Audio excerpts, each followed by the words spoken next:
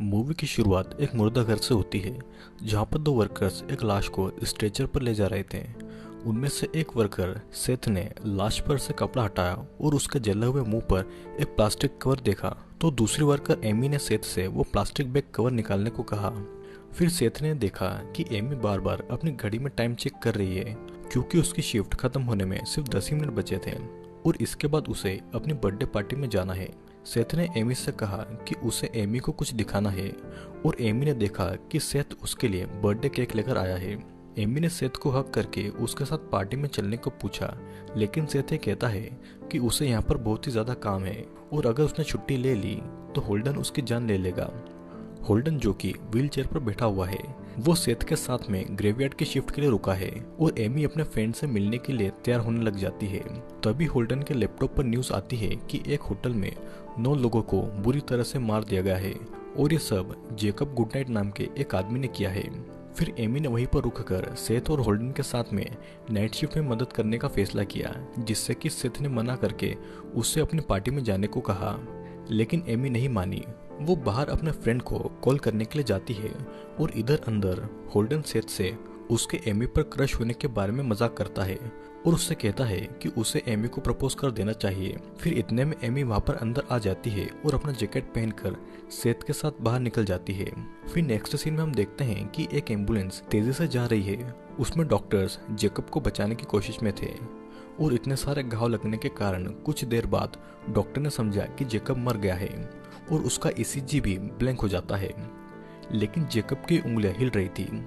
इधर एमी और सेथ मुर्दा घर के बाहर खड़े थे जहां पर एक एम्बुलेंस आती है और वो जेकब की बॉडी को छोड़कर चली जाती है। फिर सेथ ने एमी को उसके साथ रुककर उसकी हेल्प करने के लिए उसे थैंक्स कहा और उसने रिपोर्ट बुक में से बॉडी का नाम पढ़ा जिसमें लिखा हुआ था जेकब गुडनाइट।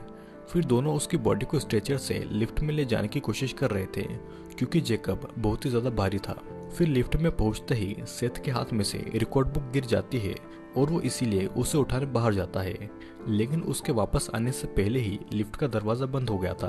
उसने एमी से कहा कि वो सीढ़ियों से ऊपर आ रहा है और अब लिफ्ट में सिर्फ एमी जेकब की बॉडी के साथ में अकेली थी, तो उसे थोड़ा सा डर लग रहा था, लेकिन वो ऊपर पहुंच गई। उसने बॉडी को लिफ्ट से बाहर निकालने की कोशिश की, लेकिन बॉडी बहुत ज्यादा भारी थी, जिससे कि लिफ्ट का गेट फिर से बंद हो गया और थोड़ी देर के बाद में खुल गया। एमी लिफ्ट से बाहर आकर सेथ को आवाज लगा रही थी। सेथ ने पीछे से आकर उसके कंधे पर हाथ रखा, जिससे कि एमी डर के चिल्ला पड़ी और फिर दोनों इस मजाक पर हंसने लगे।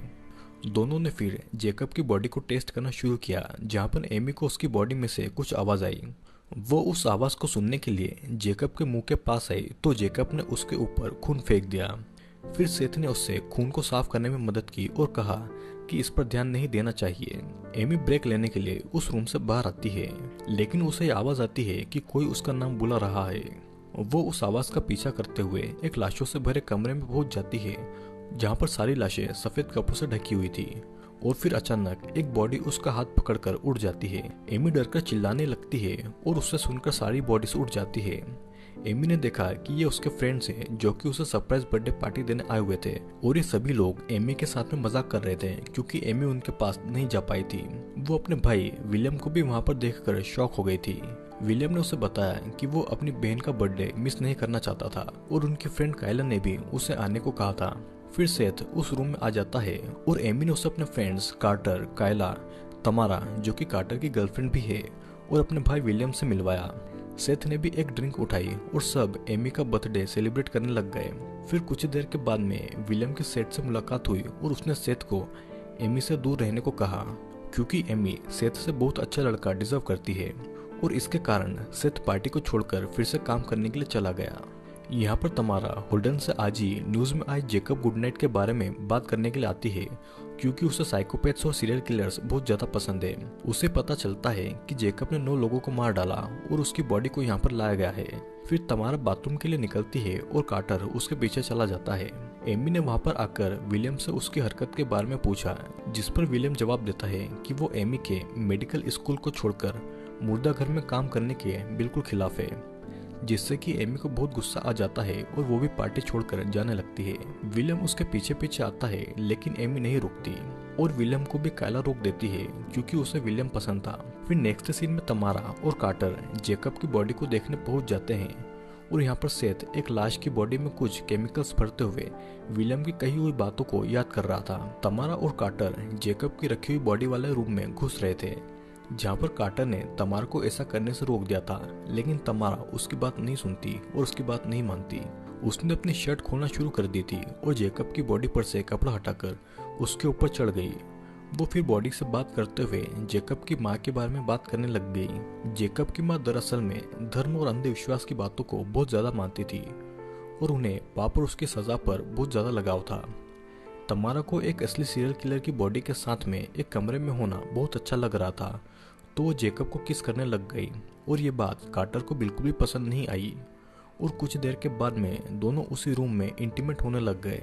फिर दूसरी तरफ कायला ने विलियम से पूछा कि वो उसे पसंद क्यों नहीं करता, जिस पर विलियम ने बताया कि कायला उसकी बहन जैसी है और ये सुनकर कायला विलियम के पास आई और दोनों किस करने लग गए। इधर तमारा और कार्टर अभी भी जेकब के रूम में थे और अचानक से तमारा ये देखती है कि जेकब की बॉडी वहां से गायब हो चुकी है। वो दोनों जैसे ही उठते हैं तभी उस रूम की अचानक लाइट भी चली जाती है। फिर तमारा एक माचिस जलाती है और कार्टर उससे कहता है कि कोई उनके साथ में शायद मजाक कर रहा है और इतने में वो दोनों अपने पीछे जेकब को खड़ा हुआ पाते हैं। जेकब ने कार्टर को पकड़ लिया था और तमारा चिल्लाते हुए रूम से बाहर भागकर मदद के लिए चिल्लाने लगती है। रूम में जेकब ने अपनी माँ की बॉडी को निकाला और ये याद करने लगा कि कैसे उसकी माँ बचपन में उसे टॉर्चर करती थी, उसे पिंजरे में बंद करके अपनी आत्मा को साफ करने के लिए कहती थी क्योंकि वो भगवान का हाथ बनेगा, और ये भी कि कैसे जेकब ने ही फिर अपनी माँ से एक लड़ाई के बाद उन्हें मार डाला। जेकब ये सारी चीजें याद कर रहा था और कार्टर ने मौका देखकर घायल होने के बावजूद भी उस कमरे से निकलने की कोशिश की, लेकिन जेकब ने फिर से उसे पकड़कर उसका गला दबा दिया, जिससे कि कार्टर की वहीं पर मौत हो गई। जेकब ने फिर अपने मुंह से पट्टी हटाकर अपना प्लास्टिक कवर पहना और कुछ हथियार लेकर बाहर आ गया। होल्टन हॉलवे में सभी को ढूंढने की कोशिश कर रहा था क्योंकि बहुत देर से उसे कोई नजर नहीं आया था। वो जैसे ही पीछे पलटता है तो उसे पीछे जेकब खड़ा हुआ दिखाई देता है। होल्टन ने अपनी व्हीलचेयर को वहां से निकालने की पूरी कोशिश की, लेकिन जेकब ने एक हुक से व्हीलचेयर को रोक दी, जिससे कि होल्टन वहीं पर गिर गया। लेकिन फिर भी होल्टन नहीं रुका तो जेकब ने उसके पैर में उस हुक को फंसाकर उसे अपनी तरफ खींच लिया। इधर एमी, विलियम और कायला को होल्टन के चिल्लाने की आवाज आती है और उन्होंने जेकब के रूम में आकर देखा कि जेकब की बॉडी वहां से गायब है और सारा सामान बिखरा हुआ था, और विलियम ने वहां पर एक कार्ड पर खून भी देखा था। उन्होंने उस कार्ड को खोला और देखा कि उसमें कार्टर की लाश है। वो ये सब देख ही रहे थे कि तभी अचानक पूरे मुर्दा घर की लाइट अचानक बंद हो जाती है और वो तीनों अभी भी उसी रूम में थे। उन्होंने पुलिस को कॉल करने का सोचा, लेकिन सबके फोन एक लॉकर में बंद थे। फिर एमी रूम से निकलकर सभी को ढूंढने लगी तो विलियम भी एक चाकू लेकर उसके पीछे आ गया। उन्हें रास्ते में होल्डन मिला, जिसने एमी के आते ही अपनी आखिरी सांसें ली और उसने वहीं पर अपना दम तोड़ दिया। फिर अगले सीन में हम देखते हैं कि सेथ ये देखने आता है कि लाइट्स को क्या हुआ है, और चेक करते टाइम उसे पता चलता है कि किसी ने जानबूझकर वहां की लाइट्स को बंद किया है। तमारा को एमी, विलियम और कायला मिल गए थे और उसने बताया कि यह सब कैसे शुरू हुआ और जेकब अभी भी जिंदा है, वो मरा नहीं है। जेकब जेल में नहीं जाना चाहता था, इसलिए शायद उसने मरने का नाटक किया। यहाँ पर सेथ अभी भी इन सभी बातों से अनजान घूम रहा था। एक दरवाजे को खोलते टाइम उसके हाथों से टॉर्च गिर गई। वो टॉर्च को उठाकर जैसे ही फिर से खड़ा हुआ तो उसने देखा कि सामने जेकब खड़ा हुआ है, लेकिन सेथ वहां से जैसे तैसे बचकर निकल गया। बाकी सब बचकर मुर्दा घर से निकलने की कोशिश में इमरजेंसी रास्ते पर पहुंचे, लेकिन वो दरवाजा भी लॉक्ड था।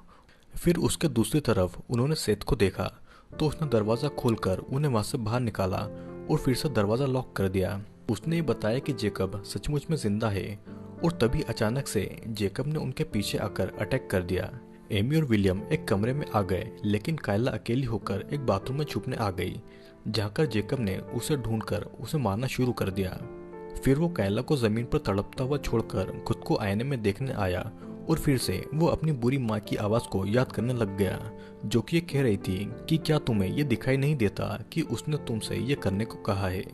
जेकब फिर ये कहता है कि वो ऐसा नहीं करना चाहता, जिस पर कायला थैंक गॉड कहती है, लेकिन इतनी चोट लगने के कारण कायला खुद ही मर जाती है और जेकब ये कहता है कि भगवान तुम्हारी मदद क्यों करेगा।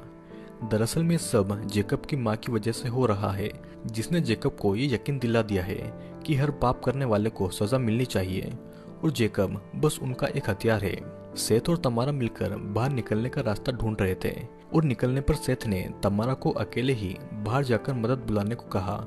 एग्जिट डोर पर आकर उन्होंने ये देखा कि जेकब ने उसे चेन से लॉक कर दिया है। फिर दोनों एक कमरे में आकर छुप जाते हैं ताकि जेकब के जाते ही वो वहां से निकल जाए। तमारा ट्रॉली के पीछे और सेथ स्ट्रेचर के पीछे छुप जाता है। फिर हम देखते हैं कि जब जेकब उस रूम में आता है तो उसे तमारा दिख जाती है। वो उसके पास जा रहा था, लेकिन एमी ने दूसरे रूम से चिल्लाकर उसका ध्यान वहां से हटा दिया। जैसे ही जेकब ने एमी की तरफ देखा, तमारा भागने लगी, लेकिन जेकब ने अपना चाकू घुमा दिया जिससे कि तमारा का गला कटने से उसकी वहीं पर मौत हो जाती है। विलियम ने फिर कमरे का ग्लास तोड़ दिया और तीनों वहां से निकलकर भागने लग गए, लेकिन विलियम जेकब के हाथ लग गया क्योंकि वो आखिरी में था। उसने खुद को बचाने की कोशिश तो की, लेकिन जेकब ने उसका गला पकड़कर उसे दीवार से लटका दिया। एमी उसकी मदद करना चाहती थी, लेकिन सेथ ने उसे पकड़ लिया और विलियम ने उन दोनों को वहां से जाने को कहा और जेकब पर उस चाकू को मार दिया जो कि उसने पहले उठाया था। एमी और सेथ एग्जिट की तरफ आते हैं जहां पर वो पाते हैं कि कायला चेन से बंधी हुई है। फिर एमी को विलियम के चिल्लाने की आवाज आ रही थी, तो वो अपने भाई की मदद करने के लिए वापस ऊपर जाती है। उसने एक हथौड़ा लिया और दोनों वहां पर पहुंच गए जहां पर विलियम था। वहां पर पहुंचकर उन्होंने देखा कि विलियम के ऊपर एक कपड़ा है और उसके मुंह में भी एक कपड़ा फंसा हुआ है। दोनों उसकी मदद करने लग गए और इतने में उसके पेट में से उन्होंने एक चाकू निकलता हुआ देखा जो कि पहले से ही उसके नीचे था और जेकब ऐसा करके बस उन दोनों को वहां पर बुलाना चाहता था। एमी ने जेकब को उस हथौड़े से मारने की कोशिश की, लेकिन जेकब ने उसे ऐसा करने से रोक दिया। वो फिर उस पर ड्रिल करने वाला था, लेकिन सेथ बीच में आ गया जिससे कि वो ड्रिल उसके कंधे पर लग गई। अब दोनों वहां से भागकर एक बंद दरवाजे पर पहुंचते हैं जिसे कि सेथ ने टाइम पर खोल दिया था और दोनों ने दूसरी तरफ पहुंचकर उसे फिर से बंद कर दिया था। दोनों एक कमरे में आते हैं जहां पर एमी सेथ की चोट पर पट्टी लगा रही थी ताकि उसका बहता हुआ खून रुक जाए। उसे एक कमरे में खिड़की दिखाई देती है जो कि बाहर के रास्ते की थी। वो उसे खोलने की कोशिश करती है, लेकिन वो खिड़की सिर्फ इतनी खुलती है जिसमें से सिर्फ एमी ही बाहर आ सके, जिसके कारण सेथ उसे अपनी कार की चाबी देकर अकेले बाहर जाकर मदद बुलाने को कहता है। और फिर वहां पर एमी पहली बार सेथ को किस करती है और फिर उस खिड़की से निकलने लग जाती है, लेकिन वो देखती है कि जेकब वहां से कुछ ही दूर पर खड़ा हुआ है, जिससे कि वो वापस अंदर आ जाती है। जेकब ने भी एमी को देख लिया था, तो उसने वहां पर आकर उस खिड़की को तोड़ दिया और फिर एमी और सेथ ने उस कमरे से भागकर दूसरी एग्जिट से निकलने के बारे में सोचा और वो उस दरवाजे को खोलने की कोशिश कर रहे थे, लेकिन जेकब ने उस दरवाजे के दूसरी तरफ से ही एमी को चाकू मार दिया और एमी की भी वहीं पर मौत हो जाती है। अब जेकब फिर से सेथ के पीछे जाने लग गया था और एक कमरे में पहुंचता है जहाँ पर सेथ छुपा हुआ था। सेथ ने एकदम बाहर आकर जेकब को कुर्सी से मारा जिससे कि जेकब का चाकू नीचे गिर जाता है। सेथ उस चाकू को उठाने की कोशिश कर रहा था, लेकिन जेकब ने उसके हाथ पर पैर रखकर उसे पूरे कमरे में घसीट दिया। फिर सेथ जैसे तैसे पिछले रूम में आकर खिड़की से निकल रहा था, लेकिन जेकब ने फिर से उसे रोक दिया। अब जेकब अपना चाकू उठाने लगा, लेकिन सेथ ने वो केमिकल लिक्विड वाला पाइप उठाकर जेकब के पेट में डाल दिया और वो केमिकल्स जेकब की बॉडी में जाते ही उसकी बॉडी के फ्लूइड से रिएक्ट करने लग गए, जिससे कि उसकी बॉडी का सारा खून उसकी आंखों से बाहर आ गया और हम ये देखते हैं कि जेकब की वहीं पर मौत हो जाती है। सेथ उस मुर्दा घर से बाहर आकर अपनी कार में आता है और वहां से जिंदा बचकर निकल जाता है। कुछ दूर जाने के बाद में जब वो मेन गेट खोलने के लिए रुकता है और पलटकर देखता है तो कार के पीछे का दरवाजा खुला हुआ था, जिसका मतलब साफ था कि जेकब अभी भी जिंदा है। और फिर इतने में अचानक जेकब पीछे से आकर सेथ की आंखों में हाथ डालकर उसे निकाल देता है और वो सेथ को भी वहीं पर मार डालता है। फिर हम ये देखते हैं कि मूवी के एंड में सभी की बॉडीज को दिखाया गया था, जो कि कार्टर, होल्डन, कायला, तमारा, विलियम, एमी, सेथ और जेकब की माँ की बॉडी थी। फिर मूवी के एंड में जेकब ये कहता है कि उसे भी अब उन लोगों के बुरे कर्म दिखाई दे रहे हैं और इसी के साथ में ये मूवी यहीं पर एंड हो जाती है। आई होप दोस्तों आपको ये वीडियो ज़रूर पसंद आया होगा, और अगर आपको मेरे वीडियोस पसंद आते हैं नीचे कमेंट करके मुझे ज़रूर बताइएगा और मुझे ये भी सजेस्ट करिएगा कि अगला वीडियो किस मूवी के ऊपर होना चाहिए। तो दोस्तों आज के लिए सिर्फ इतना ही, अब मिलेंगे नेक्स्ट वीडियो में।